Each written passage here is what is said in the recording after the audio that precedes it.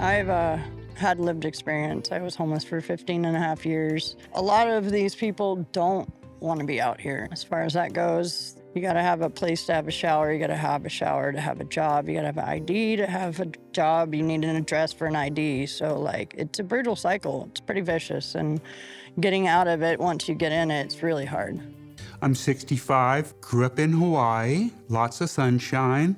My degree is in environmental science. Had a good life, had a marriage, didn't last. My focus was on trying to get my farm going. My farm got sold. I had it for 35 years. I developed it. It was my baby. Had cancer, which I knew I had, but hadn't seen a doctor at that time because I didn't have insurance in Hawaii. And the cost of living is so expensive there. I sold everything I had and moved to the West Coast.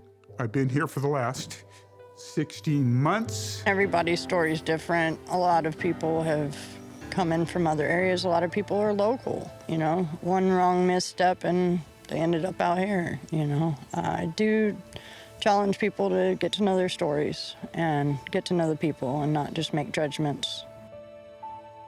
How do you pay for your rent if you can't hold a job? How do you pay for your rent if you? Yeah, I mean, are these people going to pay for the rent? If you can't hold a job, if you can't hold a job, how do you maintain a home? When you get subsidized housing in this country, you only pay 30% of your income for rent. So if your income is zero, what if you have nothing? What if you spend all of your money on drugs? Every last dime. Well, it's based on your income. And if you give them a house, they'll rent out the rooms so they buy more drugs. We have and they'll empty ruin houses, the house. right? We just had So let's talk about the empty building houses. that was built. Most of them are one bedrooms, but I was trying to find, because I help with the homeless as well. I go down there and I try to help with whatever services, and this is just all like me doing it, you know, on my free time.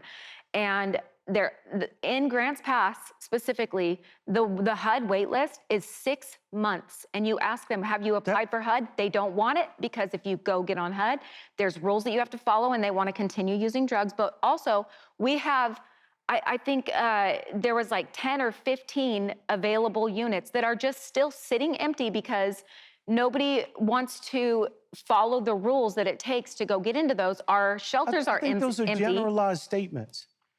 People saying, don't want to Grants be Pass is gonna homeless. be People want to different be in houses. Than these There's communities tens you're of talking thousands of abandoned You haven't buildings in walked this in our country. parks. There's tens of thousands of. I've walked in parks. No, in our parks in It's a Grants lot Pass. different in Right Grants now, Pass. Grants Pass, talked to- everybody's around. It's way different. I've talked to people from Grants Pass. You don't live They're walking there, around You don't with live there. You don't $5,000. see it. Wait. Walk through the park with The me. majority, Today on Skid Row, 50% of the permanent housing units are vacant. Why are they vacant? Because it has become so dangerous. The cartels have taken over, the drug dealers have taken over, violence is happening left and right. It is pure chaos. 50% of the units on Skid Row. How do you answer to that? So let me say this, that is that the fault of the people who are on Skid Row that crime is around them? It's the fault of giving people housing without any rules and any expectations. Housing, permanent supportive housing does have rules. It has. People keep saying that up here. It's not just a giveaway of housing. They do have to abide by the lease. The lease, no lease in America says you can use drugs on your property. So they have to abide by the lease or they I think what they're telling you removed is from the what you program. say on the lease and what's happening in the No real one's world keeping are them two accountable. very different things. So who's keeping the rest of America accountable?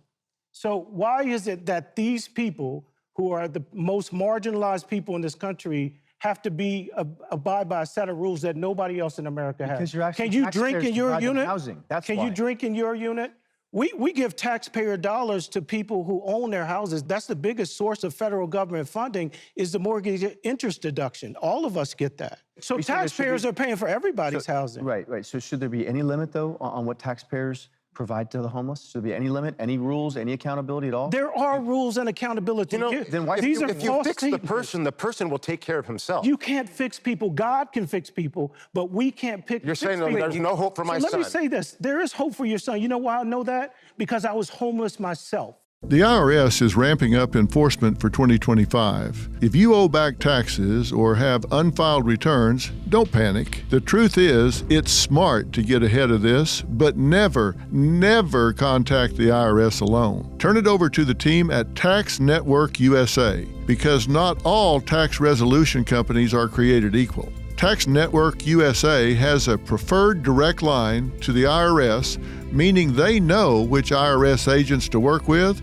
and which to avoid. Tax Network USA has proven strategies that are designed to settle your tax problems, whether you owe $10,000 or $10 million. Their attorneys and negotiators have already resolved over $1 billion in tax debt. Talk with one of their strategists for free. Stop the threatening letters. Stop looking over your shoulder. Leave your IRS troubles behind you for good. Call 1-800-958-1000 or visit tnusa.com/Dr. Phil. That's tnusa.com/Dr. Phil. We're at the Gospel Rescue Mission in Grants Pass, Oregon. Our whole objective is to help people leave homelessness behind, to get free from drug addiction, find themselves integrated back into society. I was homeless. I lost my house, I lost my job, I lost my career due to my drug addiction. I kept trying to take steps forward, but kept taking too many back. I kept walking up down railroad tracks, never had shoes or socks. And then I come down and there was a Rock food pantry down there. And I seen people down there, so I decided, I needed to do something. So I came down there and I volunteered my time every day. I started sleeping underneath the awning, and I just kind of became a fixture down there. And I never left. I worked really hard. I got hired on as an assistant manager. I made mistakes. I never got scolded for them. I just got taught how to make them better. Today, at 4 years, I'm clean and sober, and without Brian and this mission and his crew and all of his staff, I wouldn't be where I am today. I went from being nobody to somebody. You're saying there's no hope for my son. Let me say this. There is hope for your son. You know why I know that? Because I was homeless myself. Okay, were you drug addicted? I was drug addicted. Since you're 18 years old, you've been on heroin I'm a recovering for 20 addict. years. I have 29 years clean. And you know how I got that? Somebody gave me a unit with some supportive services, and my life changed completely. I've done that for my son many times. My son he knows he can come, if he gets into a program and he gets off drugs. We have to just stop demonizing let me people. finish. How many people are like my son? All these young men I see in the parks that I walk through are just like my son. That's the nature of addiction. And if they got off drugs, they have family and they got friends, brothers and sisters that will take them off the street if they get clean. You're getting clean. Tons of people will help you. You'll get way more help if you're clean. Yeah. Yes, but everybody doesn't get clean the first time. You've got control of your life again. Everybody doesn't get clean the first time. I've relapsed just as many times. I know. Absolutely. Son probably has. So sometimes the hope that you need to give. Sometimes it takes 10 times to get people clean.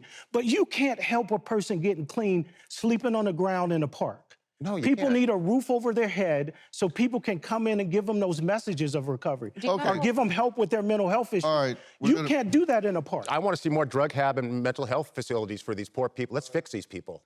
As a final word, I will say my position is that addiction and mental health is being under-acknowledged as a role in all of this.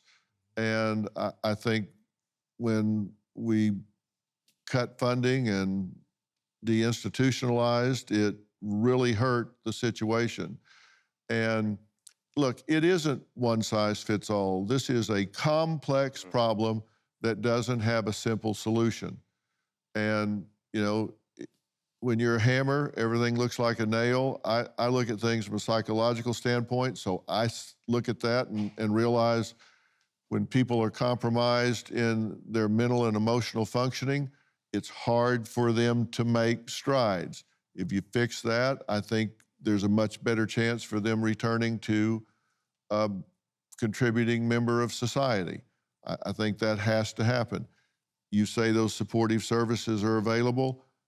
I think they need to be more than available. I think we need to do everything we can to get those people into those services. It's like these drug safe havens for people to go where they can take their drugs safely. They say, well, we encourage them to get into rehab also. Well, yeah, there's one counselor down at the far end of the hall, and They can talk to them if they want to and not if they don't. That's not what I call encouraging them into rehab. I think it has to be a much more aggressive part of whatever solution we offer these people on the street. They've lost their way.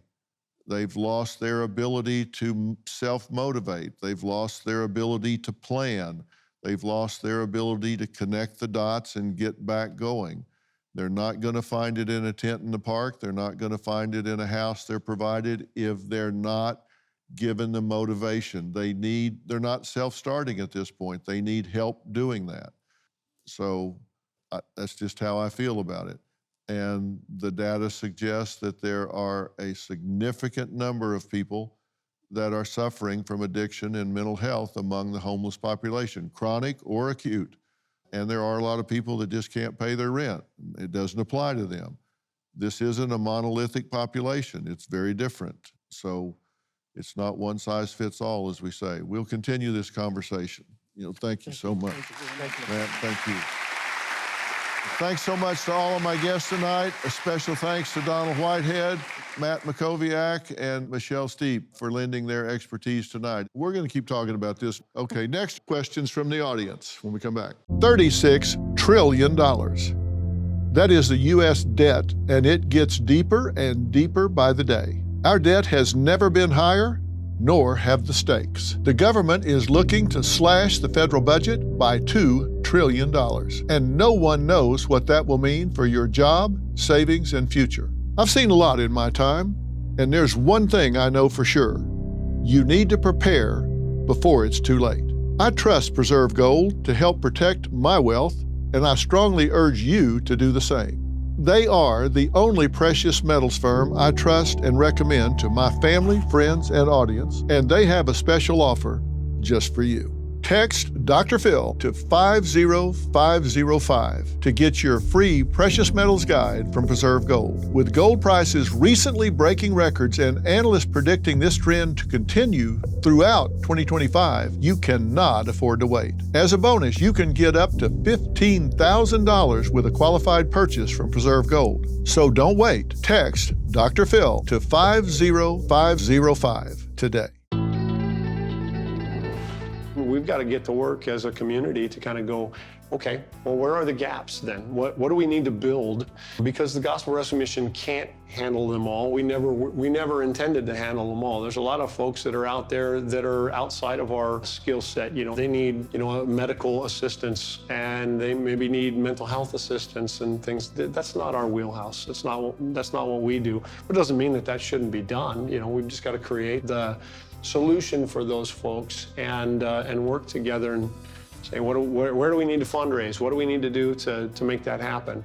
I think that's the best possible outcome. And yelling at the high cost of housing and landlords and everything is not going to solve it. And trying to make the state solve the housing problem is not going to solve it. Every time the state tries to fix it, they just keep making it worse, it seems like. So my advice would be to have them just leave it alone, and let's work on the things that we can work on, the gaps that we can fix. Because they've been saying the housing problem, it's been a housing problem for 20 years, and it's just getting worse in that regards. Fix the things that we can fix. Thank you guys for being here. I appreciate it. I hope you found tonight's conversation interesting. This is a tough problem, right? Because everybody, if you just go to moving people from one spot to another, that doesn't fix the problem, right? If you don't want them in your neighborhood, and so you just move them down the street, that fixes your problem, but now the people down the street have a problem. And whether or not cities have the right to enforce a ban on camping if they don't have anywhere for people to go. Like if you don't have resources, you don't have a shelter, and people don't have a home, do you have the right to arrest them? I mean, what do you think about that? I mean, I've been homeless actually when I was 14 in Kansas City on the streets, and I had zero money and zero parents, and zero place to stay. And if they had come and said, we're going to arrest you unless you go home, I'd have been like, because I didn't have anywhere to go. And so if that would have meant go home or go to jail, I'd have had to go to jail. Have y'all encountered homeless people? Has it been a negative, positive situation?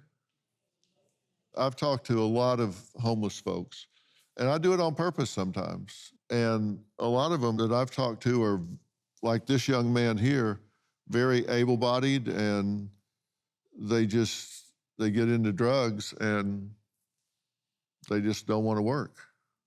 So it's a difficult situation. It is a problem, and it's not as clean cut as I think Donald thinks it is. It's a lot messier than policy suggests. Yes, ma'am. Let's bring you a microphone. Question or comment? What changed in your life after you were 14 and homeless? Well, we actually moved to Kansas City, and we were able to get an apartment, but it was right near the school. But we didn't have money for deposits for utilities. So we had a one-bedroom apartment, like about this big. So it got dark at like 4:30, and then it got really cold because we were there for 4 months without any electricity, which is really boring. You know, the worst thing about being homeless is boredom. Like there, it got dark at 4:30, and so you have no light. You can't read, you can't do anything. But, you know, at the time, you don't know it's that bad. You know, you're a kid, you don't know. But you learn a lot from that. I would never wish that on my boys, but I actually don't regret it. I didn't mind it at the time, and I don't really regret it now. It wasn't that big a deal. I did learn that you can get a job anytime you want one, because I had a job every day. You just have to hustle. I had a job every day. Every single day I had a job. It's a different job, different things. I've had some crummy jobs. And I've had some jobs I was crummy at. I'll tell you, I've been fired several times. I worked for A&W Root Beer Stand, and I was pretty good till they put us on skates. I'd been there about 3 days and they put us on skates. I went, damn it. There is still hamburgers rolling down May Avenue. It's like, me and skates didn't work. I'm like,